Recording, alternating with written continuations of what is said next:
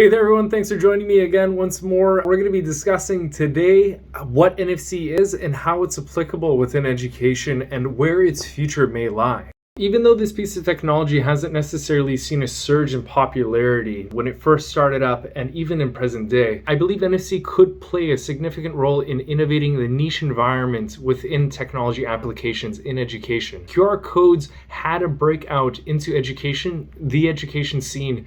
QR codes had broken out into the education scene, but hadn't quite caught on as far as their implementation within education. They had good uses, but they were limited by what we're able to do with and reprogram them. NFC, on the other hand, hasn't necessarily broken out onto the education scene, but its flexibility could have imaginative applications that would engage learners in far more applicable situations within a classroom environment.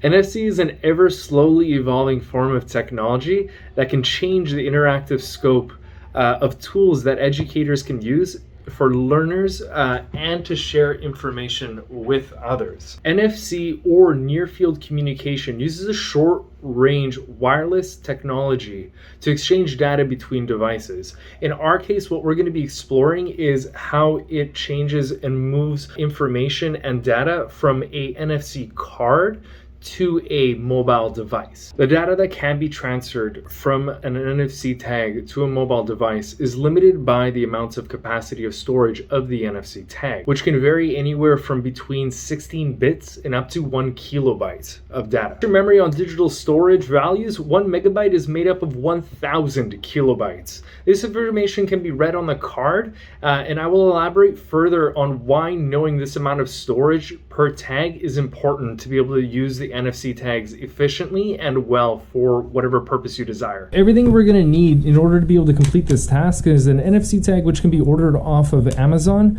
They vary in price depending on the capacity of it, and then as well as a mobile device with the NFC tool, just like so. Inside of the NFC tool, you can go ahead and double check to see what the interface looks like. So we have write, which will allow us to add and record different things, as well as read. So if I was to turn on my NFC like so, I would then be able to place it onto the tag and then be able to read from there what's going on. We've got 924 bytes. That would make up just short of a kilobyte, a single kilobyte. Again, emphasizing that a megabyte is made up of 1,000. So each one of these little bytes, though, can be a digit or letter in a written script or URL. So if I wanted to add a record, big emphasis here on text.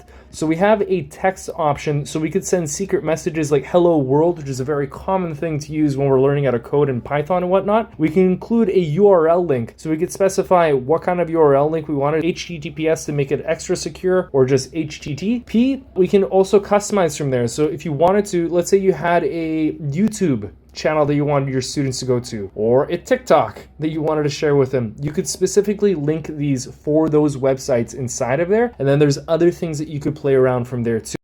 Things that we're able to link as well is, for instance, we have videos, so we could go to YouTube specifically when we include a URL link here. So if there was a code for it instead, that's a really nice little helpful hint as well. Things that you could go in above and beyond with the NFC tag that I've used and applied is you're able to actually set it up as almost a business card. So if you wanted to set it up to share contact information like we have here, or even if you wanted to link your social media platform. So like, let's say you have an Instagram account with stuff that you wanted to show students or a potential employer, there are a lot of opportunities here to change this around and play around with it and make it your own. Another fun thing is you could also set it up so that another thing that you could use this for, and I've used in my home life, is I've set it up for my Wi-Fi network at home. So rather than have to share the password, I can simply pass one of these NFC cards around and have people that are visiting me over at my place tap their cards against their phone, and then that way they can pick up the NFC setting. The only thing that we have to make sure that we have enabled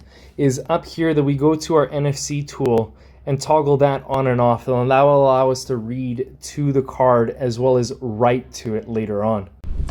Now that we understand how this works a little bit better, let's go ahead and see if we can write something to this card and then have this mobile device read it. So I'm going to jump to the NFC tool once more and go to write and then add a record. Before I do that, I'm going to quickly delete this one. I'll add a record, and it's going to be a URL link off to somewhere. You'll see shortly. So we'll set it to HTTPS everywhere like so. I will go ahead and paste that link in and delete the first portion of that YouTube link and hit OK, and we have something we're now able to write over to that NFC card. I'll go ahead and write, take my phone and tap it. Boom, it has written. Took a little bit of fidgeting there on my behalf. You got to get it right depending on where the NFC output is coming out of this device. And once I've done that, I can go ahead and exit, tap my phone to it, and it'll pick it up and open up whatever it was that was attached to that NFC tag. So from here, let's go ahead and travel down to my woodshop so I can show you how I've implemented it inside of my classroom so students are able to use the NFC tags in a meaningful way to be able to access resources that otherwise might be a bit difficult to navigate and find. So what we're trying to do is make it readily available for them to use.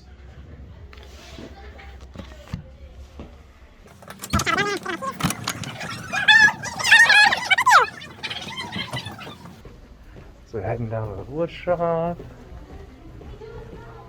So now that we're over here in the wood shop, what I can do is I can approach these posters that have NFC tags in them. So you might be able to see the silhouette of one of these tags right here, and I can tap my phone to it and then be linked over to the handout that I've made available to students. It will have them force them to sign in because it is available through the school. But for this one, we can skip it, download it, and open it up. And what this ends up linking them to once it downloads is a sheet like so that they can take away and walk over to their stations with all the safety information for the bandsaw. There's also another card on here that allows students to do a quick little test or quiz just to check their knowledge acquisition for whether or not they are able to use the bandsaw.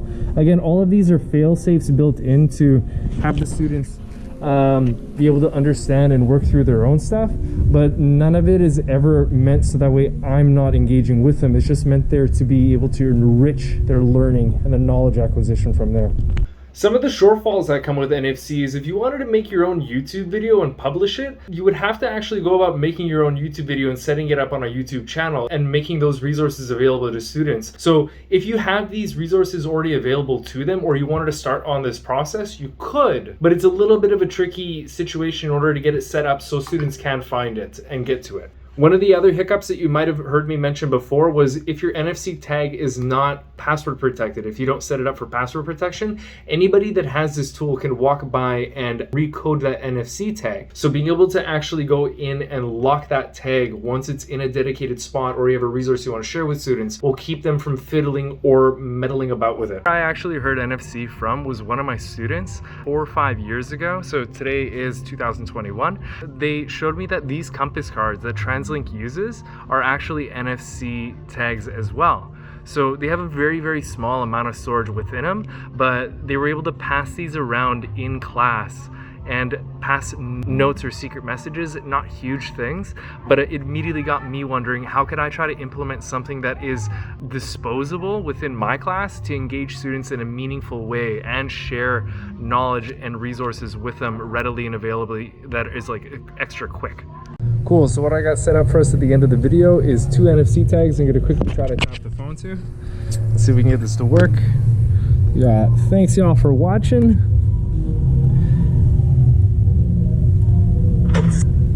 See y'all at the next video.